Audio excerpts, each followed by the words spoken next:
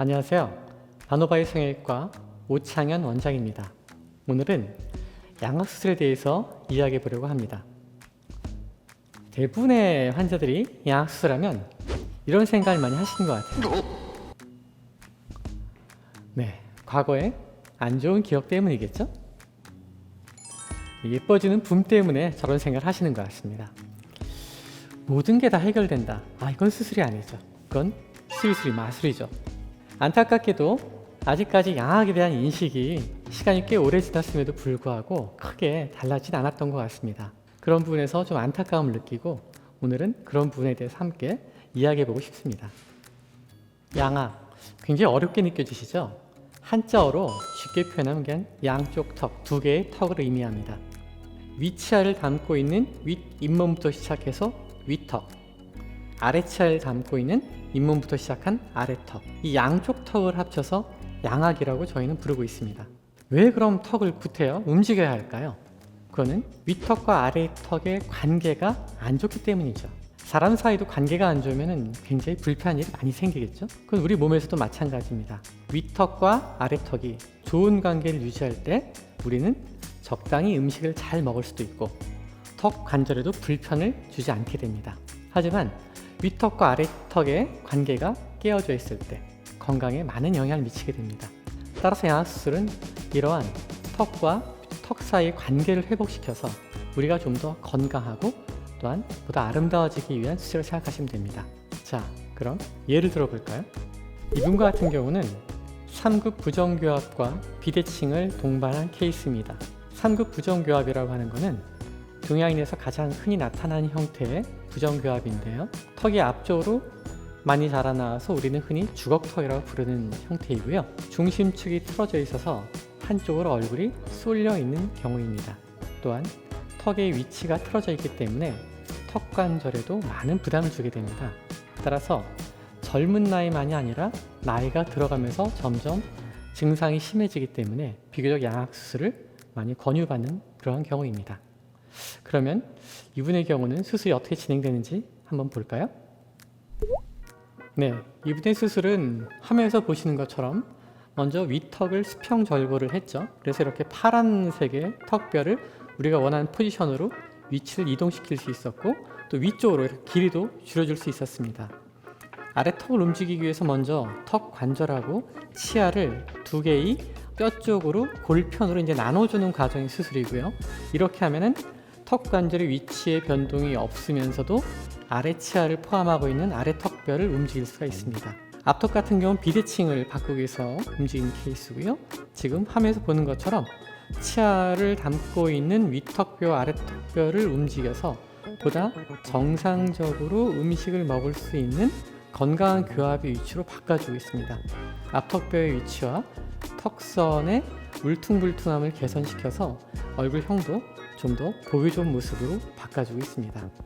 자, 이렇게 수술이 완성된 후에 이분의 얼굴이 어떻게 변화되었는지 함께 볼까요? 어떠세요? 정말 다른 사람 같죠?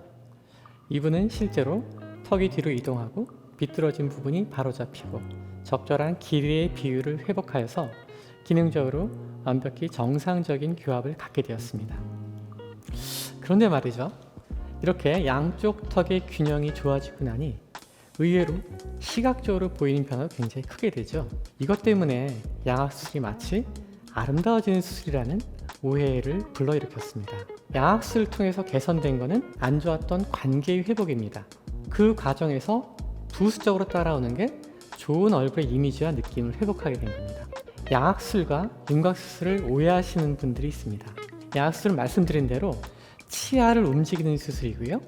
윤곽수술은 얼굴뼈의 바깥 부분만 움직이는 수술이에요. 그래서 양악수술을 선택할 때에는 내가 아름다워지기 위한 선택이 아니라 사실은 건강해지기 위한 선택이 첫 번째 선택이 되어야 됩니다. 건강한 관계를 회복했을 때 그에 따라오는 미용적인 변화도 어느 정도 기대할 수 있는 것도 물론 사실입니다. 이렇게 건강을 회복하면과 동시에 더 아름다워지기 위한 노력을 통해서 양악수술의 기술을 한 단계 더 발전시켜 왔습니다. 굉장히 많은 나라에서 한국에 와서 수술을 받고 싶다 라는 생각을 만들어 왔습니다. 자, 그럼 어떤 사람에게 양악수술이 필요할까요? 먼저 주걱턱입니다. 양악수술을 하는 가장 흔한 케이스죠. 사람의 치아는 위에 14개, 밑에 14개, 28개의 치아가 각자 정해진 일을 하고 있습니다.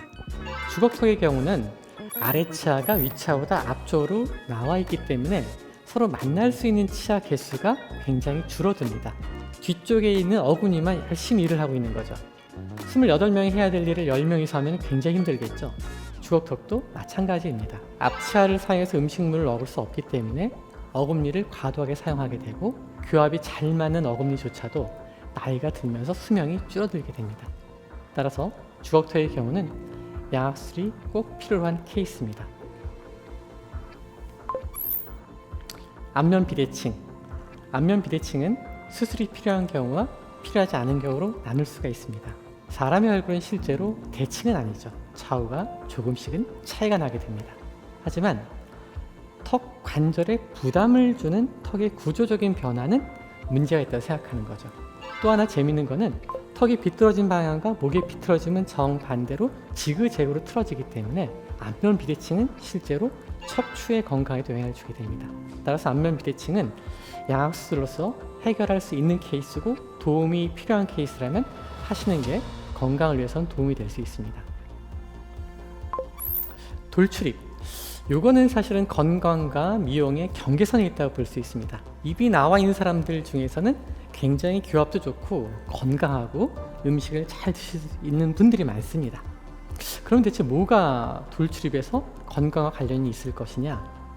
가장 대표적인 게 입이 잘 안 다물어지는 겁니다. 평상시에도 입을 다물기 위해서 이 앞턱에 포도주름처럼 근육이 뭉친 현상을 보이게 되는데 이건 미용적인 현상이지만 나아가서는 밤에 주무시게 될 때 입을 벌리고 자게 됩니다. 우리가 잠을 자게 되면은 침 분비량이 굉장히 줄어들게 돼요. 평상시에 나온 침이 100이라면 주무실 때는 대략 10% 정도의 침만 분비됩니다. 90% 정도의 침이 분비되지 않는 굉장히 건조한 상태가 되게 되는데 입을 벌리고 있으면 한층 더 건조해지겠죠. 그러면은 충치 발생도 늘어나고요. 잇몸 건강도 안 좋게 되고요.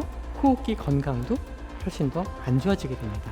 따라서 입을 잘 다물지 못하는 것이 조금 더 길게 본다라면 우리의 건강과도 충분히 관련이 있는 문제라고 생각하는 이유입니다. 마지막으로 이건 긴 얼굴인데 요거는 사실은 건강보다는 미용적인 측면이 조금 더 가까울 수 있습니다. 얼굴이 길다고 해서 꼭 양악수술 하는 건 절대 아니니까 긴 얼굴은 양악수술을 하는 거다로 생각하시면 안 됩니다. 하지만 얼굴의 길이 중에서 중앙 부분이 길 때에는 성형외과 의사로서는 참 어려운 문제입니다. 중앙 부분이 긴 분에게서 아래턱을 줄이기가 굉장히 어려운데 얼굴 중앙 부분의 길이를 줄일 수 있는 유일한 방법이 사실은 양악수술이기 때문에 이 부분에 대해서는 양악수술의 첫 번째 목적에선 분명히 벗어나기 때문입니다. 건강과 관련이 없는 경우이기 때문에. 하지만 사회적으로 웃을 때 잇몸이 많이 보이는 케이스라면 그것 때문에 갖는 스트레스가 굉장히 클 때에는 유일한 해결책은 양악수술이긴 하지만 한 번 더 신중히 고려하고 결정하시면 좋을 것 같습니다. 마지막으로 여러분께 양악수술에서 절대 간과하면 안 되는 한 가지를 더 말씀드리려고 합니다. 양악수술은 말씀드린 대로 치아의 관계를 바꿔주는 수술입니다. 이렇게 관계를 바꾸고 난 다음에는 치아의 교정 치료가 필요하게 됩니다. 우리 몸은 원래 있던 위치로 돌아가는 성질이 있습니다. 양악수술도 역시 인위적으로 뼈의 위치를 바꿔놨지만 다시 돌아가고자 하는 성질이 있습니다. 그 성질을 바로잡아 줘야만 건강한 교합을 평생 가져갈 수 있습니다. 따라서 양악수술 후에 거의 대부분의 경우에서는 교정이 필요한 경우가 많기 때문에 수술을 계획하실 시에는 수술과 교정에 따른 시간까지도 충분히 고려해서 선택이 되어야 합니다. 이렇듯 양악수술은 생각보다 오랜 시간과 많은 노력을 필요로 합니다. 그것 때문에 두려움과 여러 걱정으로 양악수술을 선택하지 못하는 분들이 있습니다. 하지만 기본적으로 양악수술이라는 것은 우리가 더 건강하게 치아를 잘 사용하기 위한 수술입니다. 따라서 수술의 선택은 분명 신중하게 하셔야겠지만 꼭 필요하신 분의 경우에는 전문 선생님과 충분히 상의해서 수술 선택하신다면 아마도 더 건강하고 아름다운 생활을 할 수 있을 것 같습니다. 잘 씹고 치아를 건강하게 만나게 하는 것은 우리 몸의 건강에 굉장히 중요합니다. 지금까지 바노바의 성형외과 우창현 원장이었습니다.